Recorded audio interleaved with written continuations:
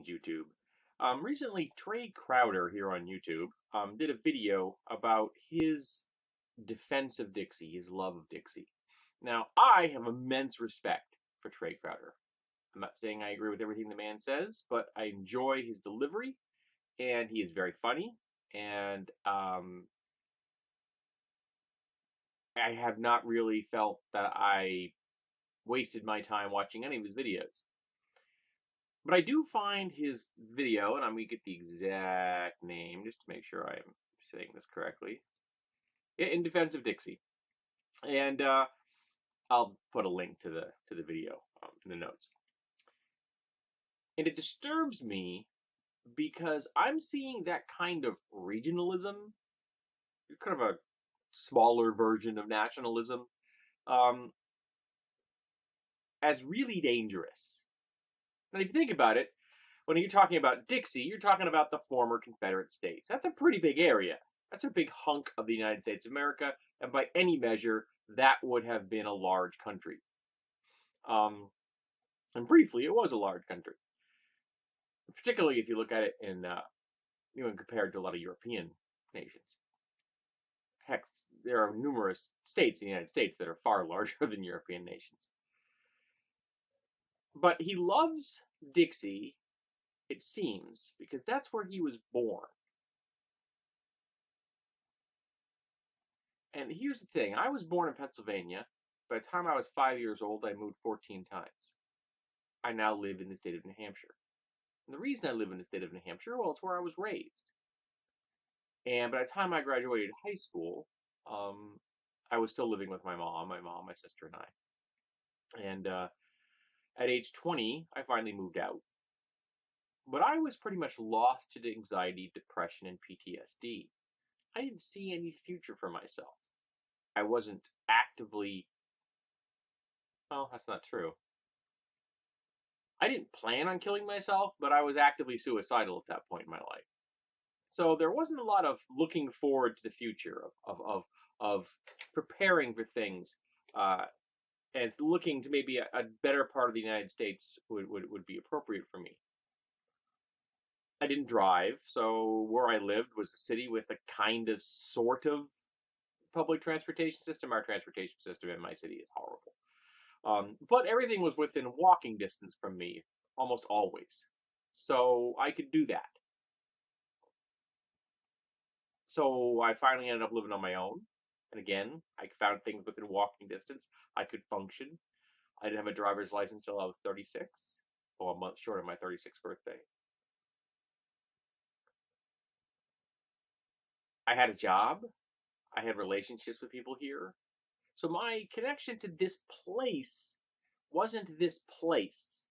My connection was my job and my friends and my family. But I didn't feel any loyalty to here. I didn't feel any loyalty to Manchester. I didn't feel any loyalty to New Hampshire. I don't feel any particular loyalty to New England. I don't feel any particular loyalty to the United States of America. Now, I do feel a lot of loyalty to the ideals that America is in theory supposed to be founded upon. So our political foundation is something that I'm glad to be standing firmly on, even if there are many cracks in it. And there are things about New England that I like. 4 seasons. New Hampshire has no sales tax. But I don't feel a sense of New Hampshire is better than everywhere. It isn't. New Hampshire's good at some stuff. Other places are also good at some stuff. New Hampshire's bad at some things. Other places are bad at some things. Trae Crowder says, for example, that there are contributions that have come out of the South that we have to give props to, and that we can't dismiss. And for example, I love the blues and Southern barbecue as much as the next person. But that doesn't mean I love that section of the United States because it's a physical location. I've been through the South before. And my memories of it, for the most part, are benign. But I'm also a white guy. And one of my problems with the South isn't its location, it's its history, and it's the actions of some of the people that still live there. Its history is it's a part of the United States that betrayed us. They rebelled against the very political foundations that we are built upon.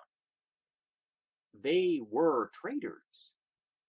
Now, if we'd come to grips with that the way the Nazis were dealt with by Germany in the post-World War II era, then I would have less of a problem. But we didn't deal with the Confederacy and all the hate and racism it was based upon. We just let it sit there. We said, okay, all the black people, you're free now. But we gave them nothing. Even while we were giving millions and millions of acres of Native American land to white people, some of whom came from Europe and weren't even living here. They weren't even residents of the United States, really, let alone citizens. They just rushed to the West and founded it. And then the United States supported those white people for generations to help them build a long history and tradition of wealth. We did everything in our power to make sure that white people had a leg up in the world, and we did nothing for black people. We never came to grips with the aftermath of slavery in the United States. So that's bad enough. But there are people in the South that today still fly the flag of a traitor. They still consider themselves rebels. Well, you're a rebel because you disrespect the ideals, excuse me, of the United States of America. Then leave. Go. Because anyone flying the flag of the Confederacy is a racist and a traitor. And you are declaring the fact that you are a racist and a traitor to the world around you. And the really twisted ones are the ones that fly the Confederate flag and the American flag. That level of cognitive dissonance must at any moment want to make their heads explode. And southern states have repeatedly passed laws that are anti-woman, that are racist, that are homophobic at a higher rate than other states. There's a reason we had the voter right laws in place in the South for generations, and we still need them, even though the Supreme Court decided, oh, nah, that racism thing, that's over. It's not over. So my problem with Dixie isn't its physical location. It's the actions of the people that live there now and its history that we never came to grips with. So when I hear Trae Crowder tell me that he loves Dixie, and I know he's smart enough to understand all the things I've just said, I'm confused. I'm not dismissing the racism of New England or the rest of the United States. No way. I know people who have experienced it. I know people who experience it today. But there's a whole lot less of it built into my state's laws. There's a whole lot less of it built into the very fabric of the New England culture. So my problem with Dixie isn't its location. It's the actions of some of the people that live there and the support of a whole lot more of them because they let it happen to others. They let those anti-woman, anti-gay, anti-black laws continue to perpetuate and to harm people. And I'm seeing that kind of regionalism, defense of Dixie, as very ugly, very dangerous tribalism.